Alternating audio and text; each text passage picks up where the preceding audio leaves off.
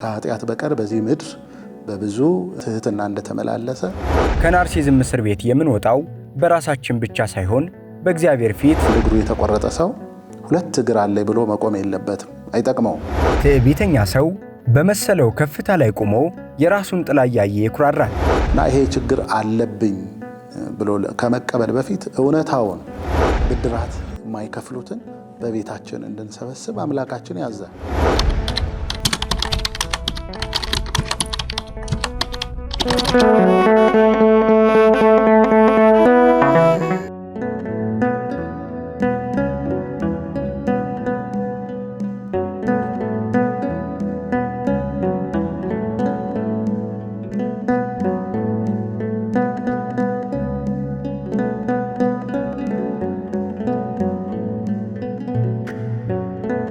ናርሲዝም ያልታከመ የነፍስ ቁስል በራስ መውደድ ስም የሚመጣ የእብሪት እስር ቤት ስለመሆኑ የሚያጠያይቅ አይደለም። ይህ የጠባይ ህመም እኔ ብቻ ልደመጥ፣ እኔ ብቻ ልክ ነኝ፣ የኔ ስሜት ብቻ ይከበር ማለትን ያዘወትራል።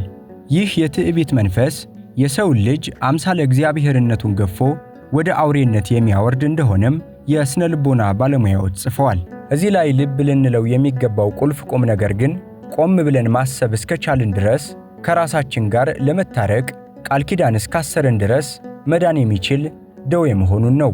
በተለይም ቅድስት ኦርቶዶክሳዊት ቤተክርስቲያን ለዚህ በሽታ ሁነኛ የፈውስ ስፍራ ናት። ንስሐ ለሁሉ ነገር ቁልፍና መድኃኒት ነገር ነው። ሰው ንስሐ ሲገባ ብዙ ነገሮች ይራገፉለታል። ራሱንም ባለሙያ ከሆነ እረኛ ከሆነ ኃላፊነት ከሚሰማው እግዚአብሔር ከሾመው ቅድስት ቤተክርስቲያናችን ኃላፊነት ከሰጠችው አደራ ካለችው ካህን ፊት ለፊት ሆኖ ነው ንስሐ ሊገባ የሚችለው። ስለዚህ ንስሐ በሚገባበት ጉዳይ ላይ ካህኑ ወደ እግዚአብሔር ይጸልያል፣ ስርየት ያገኛል። ይሄ ሰው ምክር ይመክረዋል፣ ትምህርት ያስተምረዋል፣ ደግሞም ይከታተለዋል። ይህ መሆኑ ለዚህ ሰው ሁለንተናዊ መታነጽና ማደግ መለወጥ ትልቅ ጠቀሜታ አለው ማለት ነው። ሰው ንስሐ ሲገባ ዝቅ ይላል ማለት ነው። ናርሲሲዝም እጅግ ከፍ ማለት አይደል፣ ንስሐ ደግሞ እጅግ ዝቅ ማለት ነው ማለት ነው። ይህን ደግሞ ከአምላካችን ከእርሱ ከኢየሱስ ክርስቶስ የምንማረው ነው። እንግዲህ ሐዋርያው ቅዱስ ጳውሎስ ወደ ፊልጵስዩስ በላከው መልእክቱ ላይ ስንመለከት ያ ትልቅ አምላክ በሰማይ የሚኖር የተፈራ የተከበረ ግን በዚህ ምድር ለወደቅነው ለኛ ለአዳምና ደቂቀ አዳም ብሎ ራሱን ምን ያክል ከኃጢአት በቀር በዚህ ምድር በብዙ ትህትና እንደተመላለሰ ዝቅ ብሎ እንደኖረ እንመለከታለን። እና ከዚህ ታሪክና ደግሞም ደግሞ ከአባቶቻችን በየዘመኑ ከተነሱ ቅዱሳት እናቶቻችን አባቶቻችን የምንመለከተው አንዱ ይሄ ነው። ራስን ዝቅ ማድረግ ትልቁ ነገር ኖሯቸው ራሳቸውን ዝቅ አድርገው በዚህ ምድር ከብረው በሰማይም ከብረው ለትውልድ ሁሉ ምሳሌ አርአያ ሆነው እግዚአብሔርን ያስደሰቱ በዘመናቸው ብዙ አባቶች እናቶች አሉንና ሰው ንስሐ ሲገባ ወደዚህ ወደ ተቀደሰ እግዚአብሔር ደስ ወደሚሰኝበት ሕይወት ይገባልና የመጀመሪያው ንስሐ ነው። ከንስሐ ቀጥሎ ምን ይመጣል? ትህትና ይመጣል ማለት ነው። ትህትና ራስን ዝቅ ማድረግ ነው። ይሄኛው ህመም ደግሞ ራስን ከፍ ማድረግ ነው። ስለዚህ ራስን ከመጠን በላይ መውደድ፣ ማፍቀር፣ በራስ ዙሪያ መከራ ከመብላት በትህትና ዝቅ ብሎ እግዚአብሔርን ደስ ማሰኘት በዙሪያችን ያሉትንም ደግሞ ደስ ማሰኘትና መጥቀም ይቻላል ማለት ነው።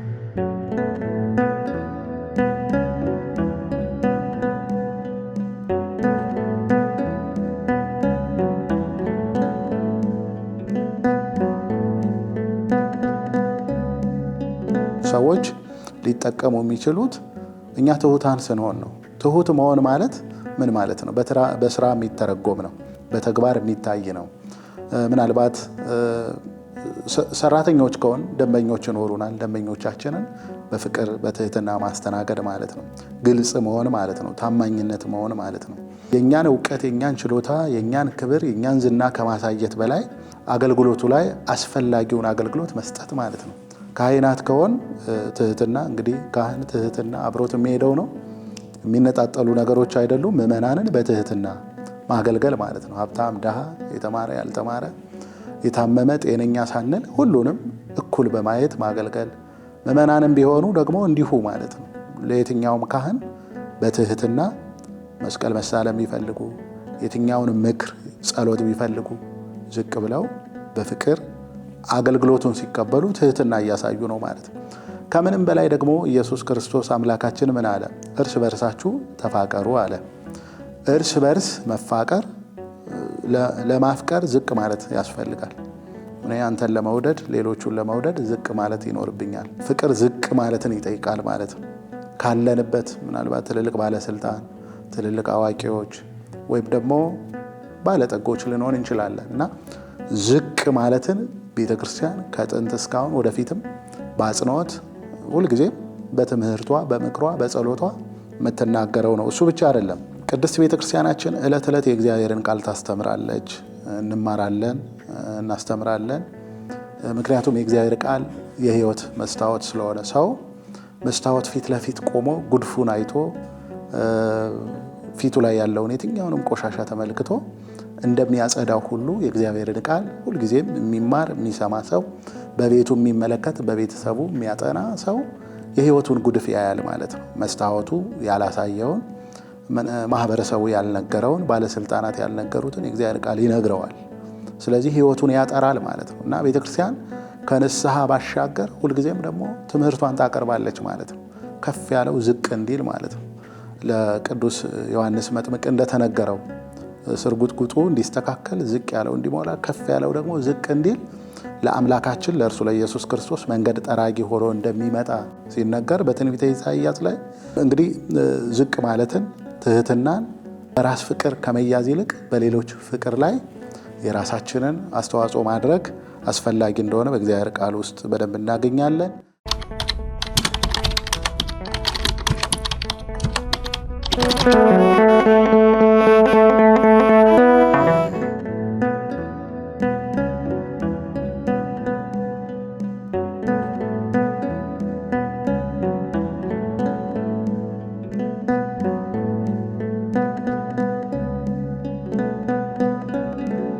ናርሲዝም ራስን በመውደድ ባህር ውስጥ ሰጥሞ መቅረት ነው።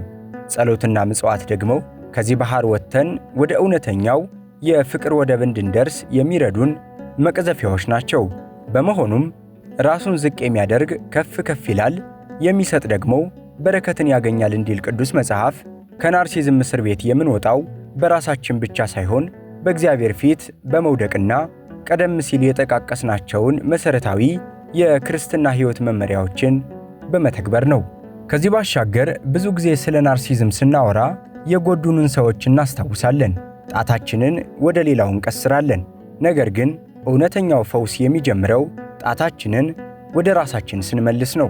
መስታወት ውስጥ የምናየው የሌላውን ጉድፍ ሳይሆን የገዛ ማንነታችንን መሆን አለበት።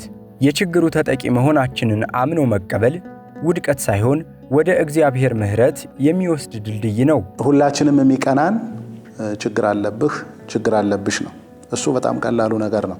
ችግር አለብኝ ብሎ ናርሲስቲክ ነኝ፣ ራሴን በዚህ ልክ አግዝፌ ነው ማየው፣ ለሰዎች ያለኝ ነገር ዝቅ ያለ ነው፣ ሰዎችን አልሰማም፣ ሰዎችን አላዳምጥም ማለት ይከብደናል። ስለዚህ የሚሻለው እንግዲህ እኔ እንደ ምክር እንደ ሐሳብ ላስቀምጥ የምችለው እውነታውን መቀበል ነው። እውነታውን በስነ ልቦናው ሕክምና ውስጥ አንዱ እውነታን መቀበል ትልቅ ፈውስ ነው። ለምሳሌ አንድ እግሩ የተቆረጠ ሰው ሁለት እግር አለኝ ብሎ መቆም የለበትም፣ አይጠቅመውም። አንድ እግሩን እንዳጣ ግልጽ ነው። አንድ አይኑን ያጣ ሰው የሚሻለው እውነታውን መቀበል ነው። ለምሳሌ በእርጅና ወቅት የሚገጥሙን ነገሮች አሉ። አካላችን፣ ሕዋሳችን፣ ጉልበታችን፣ እጆቻችን በትክክል ፋንክሽናል ላይሆኑ ይችላሉ እና እውነታውን መቀበል እምቢ ከማለት ከማዘን ከመቆጨት እንደገና ተመልሶ ወደ ኋላ ሪግሬት ከማድረግ ይልቅ እውነታውን መቀበል ጥሩ ነው እና ይሄ ችግር አለብኝ ብሎ ከመቀበል በፊት እውነታውን መሬት ላይ ያለውን ሰዎች ስለኛ ምን እንደሚፈልጉ፣ ምን እንደሚሉ፣ ምን አይነት አስተያየት እንዳለ፣ ምን አይነት ሪያክሽን በዙሪያችን እንደተከሰተ ማሰቡ ጥሩ ነው ማለት ነው። ይሄ እውነታውን ለመቀበል ይረዳናል። ሌላኛው እንግዲህ በስነ ልቦናው ቴራፒ ወይም ደግሞ ሕክምና ምክር ያስፈልጋል ማለት ነው። ያን ሕክምና ምክር ማግኘት ይኖርበታል።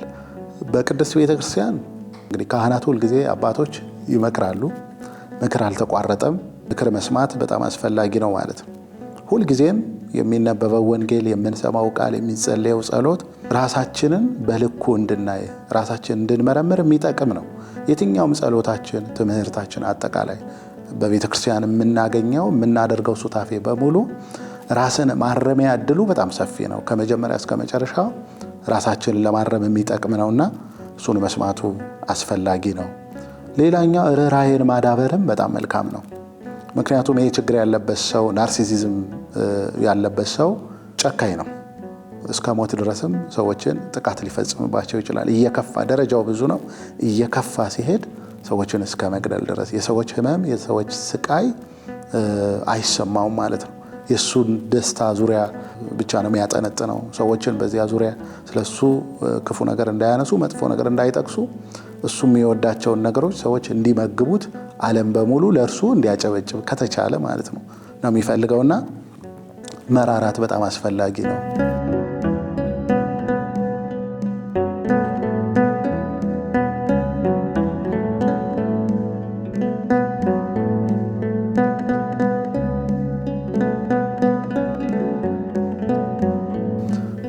ርህራሄ እንግዲህ ሌሎቹን ያክማል፣ ሌሎቹን ያንጻል፣ ያቆማልና ቢራራ በጣም መልካም ነው። እንዲህ አይነት ህመም ችግር ያለበት ሰው ነው። ሌላኛው እውነተኛ አማካሪዎችን መካሪዎችን ማግኘት ደግሞ በጣም አስፈላጊ ነው። ክፉ ምክር አለ፣ በጎ ምክር አለ፣ መልካም ምክር አለ፣ መጥፎ ምክር አለ። ምክር ሁሉ ጠቃሚ ላይሆን ይችላል እና ትክክለኛውን መካሪ በተለይ እንግዲህ አብዛኛውን የሚያደምጡን የሚሰሙን ያው የቅድስት ቤተክርስቲያን ልጆች ስለሆኑ አባቶች መካሪዎች ናቸው። መካሪዎች ነን፣ ይመክራሉ አባቶቻችን ቀናውንና መልካሙን ነገር። ደግሞ በዓለም ብዙ ምክሮች አሉ። ሰዎች ራሳቸውን እስኪያጠፉ ድረስ የሚመክሩ መካሪዎች በጽሁፎቻቸው የሚያስቀምጡ የፍልስፍና ሰዎች አሉ። ይሄ የሚታወቅ ነው። ከዚያ ይልቅ እውነተኞቹን አማካሪዎች አባቶቻችንን ጠጋ በማለት የካበተ ምክራቸውን፣ የህይወት ተሞክሯቸውን፣ የህይወት ልምዳቸውን እግዚአብሔር መንፈስ ቅዱስ የገለጠላቸውን በቅዱሳት መጻሕፍት የተማሩትን በህይወታቸው ያዩትን ከእግዚአብሔር ጋር በመኖራቸው እግዚአብሔር በእነሱ ህይወት ውስጥ ያካበተውን ነገር ሊያካፍሉን ይችላሉ ማለት ነው እና ጠጋ ብሎ እውነተኞቹን ትክክለኞቹን መካሪዎች አባቶቻችንን ማግኘቱ በጣም አስፈላጊ ነው ማለት እሱ ይጠቅመናል፣ ይመልሰናል። ያለንበትንም ልክ እነርሱ ሳያቅማሙ ወይ ከበደለኛነት ስሜት በቁጭት አይደለም ወይ ደግሞ በይሉንታ ሳይያዙ ሊመክሩን የሚችሉ አካላት ስለሆኑ የትዳር አጋራችን ብትመክረን ቢመክሩ ምናልባት ውጤታማ ላይሆን ይችላል። አብረን የምንሰራባቸው ሰዎች ምክርም ማስተያየትም ቢያቀርቡ ውጤታማ ላይሆን ይችላል። ምን ፈልጎ ነው ምን ፈልጋ ነው እንዲህ ሊያደርግ ነው እንዲህ ነው ሊባል ይችላል። ነገር ግን እውነተኛ አባቶች በመንፈሳዊ ህይወት የበለጸጉ አባቶች እግዚአብሔርን ብቻ ስለሆነ የሚፈሩት የሚሰጡት ምክር ውጤታማ የሚጠቅም በህይወታችንም ለውጥ የሚያመጣ ይሆናል ማለት ነው። ከዚያ ውጭ በመንፈሳዊ ህይወታችን ሁልጊዜም ያለማቋረጥ ኦክሲጅን እንደሚያስፈልገን ሁሉ የእግዚአብሔርን ቃል ወንጌልን መማር በመንፈሳዊ አገልግሎት በቤተክርስቲያን በየትኛውም ነገር እግዚአብሔርን በመስማት በመፍራት መሳተፍ ይጠቅመናል ማለት ነው።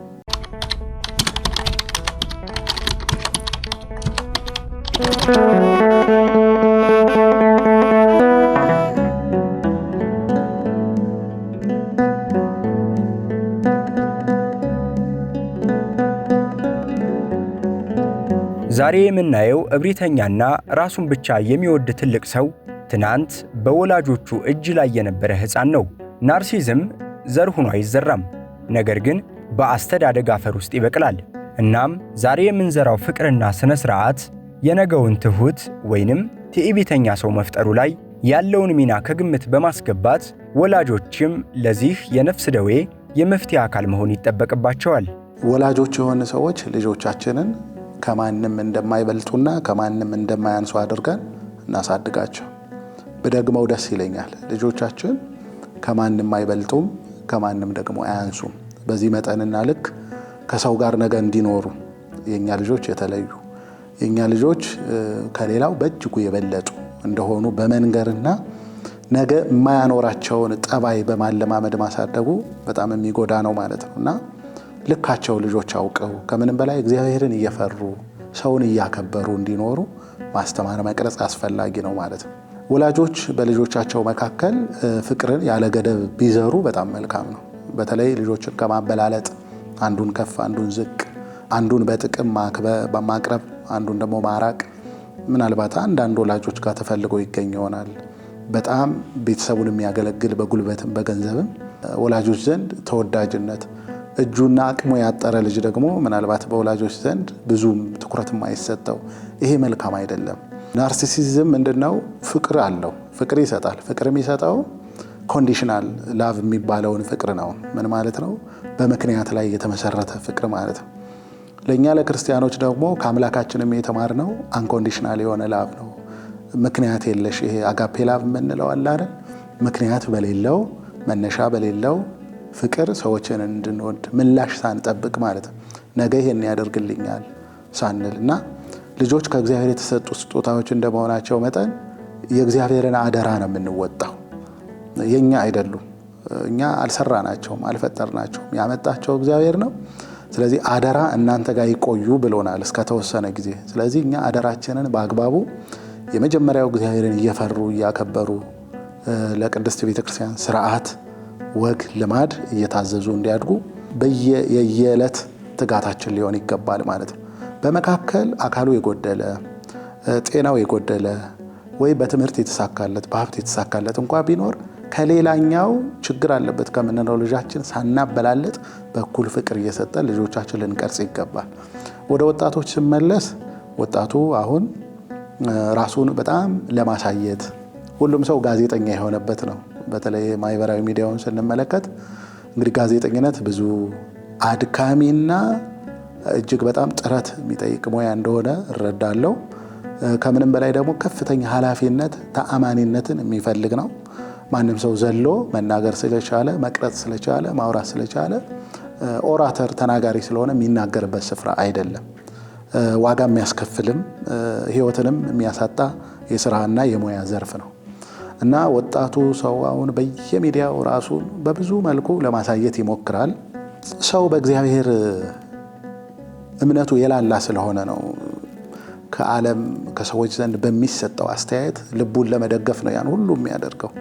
ፎቶ ይቀረጻል፣ የሆነ ነገር ይናገራል። አንዳንዴ ነውሩን ሁሉ ያለምንም ሰቀቀን በገፍ ያቀርበዋል ማለት ነው እና ያ የሚያሳየው ምንድነው? ሰው ከእግዚአብሔር ጋር ያለው ግንኙነት ፈሪሃ እግዚአብሔር ቢኖረው፣ የእግዚአብሔር ፍቅር ቢኖረው፣ የቤተክርስቲያን ፍቅር ቢኖረው፣ ደግሞ ተስፋ ቢኖረው፣ ከሞት በኋላ ስላለ ነገር እርግጠኛ ቢሆን የሰው ልጅ ምናልባት ይቀንሰዋል። በሚያልፍ ነገር ጊዜውንም ጉልበቱን እውቀቱን አያጠፋ፣ ዓላማ ተኮር ህይወት ይኖረዋል ማለት ነው እና ወጣቱ ትንሽ ወደ ቀልቡ ቢሰበሰብ መልካም ነው። ይረግፋል፣ ሁሉም ነገር ይጠፋል፣ ማብቂያ አለው። እንደገና ደግሞ ታሪክ ሆኖ ይጻፋል። በታሪክ ሌሎች ሰዎች ከኛ ኋላ የሚመጡ ሰዎች እንደገና ይናገሩታል። እኛ የሌሎችን ታሪክ አሁን እንደምናወራው የኛም ታሪክ ያልፋል። ግን ታሪካችን በምን መልኩ ይወራይ ነገር ልጆቻችን የልጅ ልጆቻችን በምን መልኩ ያስታውሱን። ወጣት የሆነ ሁሉ አረጋዊ ይሆናል፣ እንደገና ወደ አፈርም ይቀላቀላል፣ በታሪክ መዝገብ ይሰነዳል ማለት ነው እና ይሄ ሀቅ ነው፣ ሊቀር የሚችል አይደለም፣ የሚሆን ነገር ነውና ወጣቱ ይሄን ቢያስብ።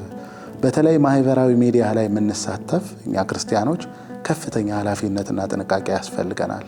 ራሳችን የምናሳይበት የምንገልጥበት መንገድ ይሄ የራስን ፍቅር አሁን ልብሶች አሉ ራስን እጅግ አጉልተው የሚያቀርቡ የተለያዩ ቴክኖሎጂዎች አሉ። የራስን ነገር አጉልቶ የሌላውን ደፍጥጦ የሌላውን አጥፍቶ መልካም ቢኖረው በክፉ ተክቶ የራስን ክፉ መልካም አስመስሎ የሚቀርብበት እጅግ የሚያሰቅቅ ዘመን ነው ያለ ነውና ሁላችንም ይህን ድምፅ ይህንን መርሃ ግብር የምንከታተለው ሁላችንም እንደው ኃላፊነት ቢሰማን።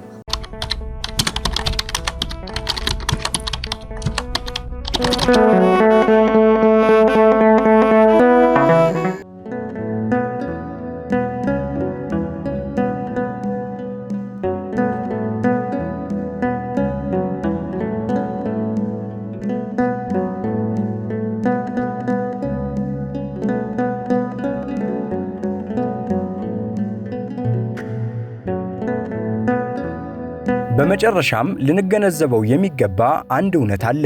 ትዕቢት ሰው ራሱ ለራሱ የሚሰራው እስር ቤት ነው። ናርሲዝም ወይም ራስን ከልክ በላይ የማፍቀር አባዜ ከፍታ ሳይሆን ውድቀት ነው፣ ክብር ሳይሆን ውርደት ነው። ትዕቢተኛ ሰው በመሰለው ከፍታ ላይ ቆሞ የራሱን ጥላ እያየ ይኩራራል። ነገር ግን በዙሪያው ያሉት ሰዎች ሁሉ እየራቁት ፍቅር እየሸሸው ነፍሱም እየመከነች እንደምትሄድ አያስተውልም። ትዕቢት አዋራጅ ነው። ናርሲሲዝም ትዕቢት ነው፣ ኩራት ነው። በትዕቢት የተጠቀመ ማንም የለም። ኃያላን መንግስታት፣ ነገስታት ከጥንት ጀምሮ እስካሁን ድረስ መጨረሻ ሲዋረዱ በትውልድ ሲወቀሱ ነው የምናየውና እስከ መጨረሻው ከመዋረድ ይልቅ ቆም ብሎ አሰብ አድርጎ መርምሮ ራስን ፈትሾ ትሁት ወደሆነ ሰብዕና እግዚአብሔር ወደሚደሰትበት ሰዎች ወደሚጠቀሙበት መልካም የሆነ የሰብዕና መንገድ ራሳችንን ብንመራው መልካም ነው እላለሁ። ምክንያት የሌለው ፍቅር ለሁላችን ይኖረን። ናርሲሲዝም ከዚህ ተቃራኒ ነው። በምክንያት ነው ሁሉንም። የተቃራኒ ጾታ ወይም ወደ ጋብቻ ሊያድግ የሚችል ፍቅር ቢኖረው ሀብት አላት፣ መሬት አላት፣ ቤት አላት፣ መኪና አላት፣ ዝና አላት ወይ ብሎ ነው። ሴቷም ደግሞ እንዲሁ። ስለዚህ ጥቅም ላይ የተመሰረተ ነው ማለት ነው። ጓደኝነት ሲመሰረት ምን አገኝበታለሁ ብሎ ነው እንጂ ፍቅሩን አይደለም። የትኛውንም ነገር ሲቀርብ ማኒፑሌት ሲያደርግ፣ ሲያታልል፣ ሲያባብል መጨረሻ ምንድን ነው የማገኘው ነው። ክርስትና ደግሞ ሁልጊዜ የሚያስተምረው በከንቱ የተቀበልነውን በከንቱ እንድንሰጥ ነው። እግዚአብሔር የሰጠንን እውቀት ቢሆን ከእግዚአብሔር ያገኘነው ለሰዎች እንድናካፍል፣ ገንዘብም ቢሆን ከእግዚአብሔር የተሰጠን ዕድሜ፣ ጉልበት፣ እውቀት ሰጥቶን የመጣ ስለሆን ለሌሎች እንድናካፍል ነው። በመጨረሻ ልል የምችለው ምንድን ነው? ምክንያት በሌለው ማለት የሆነ ነገር ምላሽ ሳንጠብቅ። ለዚህ እኮ ነው እኛ ዝግጅት ስናዘጋጅ፣ ዝክር ስንዘክር፣ ምሳ ስናደርግ፣ አንዳች ለሰዎች ይጠቅማል የሚለውን ነገር ስናደርግ ችግረኞችን መመለስ የማይችሉ ብድራት የማይከፍሉትን በቤታችን እንድንሰበስብ አምላካችን ያዛል። ያንን ነገር አይመልሱልንም። እግራቸው የተቆረጠ ዓይናቸው የፈረጠ ድሆች፣ ችግረኞች የሚመልሱበት እድል የለም። ስለዚህ በደስታ ነው የምናደርገው ማለት ነው። እግዚአብሔርም በእነሱ እጅ ሆኖ ይቀበላል፣ በእነሱ አፍ ሆኖ ይቀበላል፣ በእነሱ ዓይን ያየዋል፣ በእነሱ ልብ ሆኖ ይደሰትልናል ማለት ነው። ፍቅራችን ከምክንያታዊነት ይልቅ ምክንያት በሌለው እኔ የምወደው የአገሬ ልጅ ስለሆነ ነው፣ እኔ የምወደው ቀይ ስለሆነ ነው፣ እኔ የምወደው ከኛ አካባቢ እንዲህ ስለሆነ ነው፣ እኔ የምወደው እንዲህና እንዲያ ስለሆነ ነው የሚለውን መገልበጥ ይኖርብናል ማለት ነው። ልክ አይደለም እሱ። ሰው ስለሆነ ሰውን ሁሉ ልንወደው ይገባል። ምንም ይሁን ምንም ፍቅር ከኛ ወደ ሌሎች የሚተላለፍ እንጂ ከሌሎች ኤክስፔክት የምናደርገው ምንም ነገር የለም። መጠበቅን ፍቅር አያሳይም። ናርሲሲዝም ላይ ስንሄድ ከሌሎች የሚጠብቁት አላቸው። ምላሹን የማያገኙ ከሆነ አይጀምሩትም፣ አይሞክሩትም። ስለዚህ በእኛ ዘንድ ሊኖር ይገባል ብዬ የማስበው ለሕዝባችንም፣ ለወገናችን፣ ለሁላችንም ሳናሰላ ካልኩሌትድ ያልሆነ ፍቅር ምላሹን ሳንጠብቅ ውጤቱን ሳንጠብቅ ከኛ የሚጠበቅብንን ብቻ እንደ አንድ ክርስቲያን እንደ አንድ በጎና መልካም ሰው የሚጠበቅብንን ለሌሎች በማድረግ አራያ ብንሆን፣ ምሳሌ ብንሆን፣ ሰዎች ቢጠቀሙ፣ ሰዎች ቢደሰቱ፣ ከምንም በላይ ደግሞ የፈጠረን አምላካችን እግዚአብሔር ደስ ቢሰኝብን መልካም ነው እላለሁ።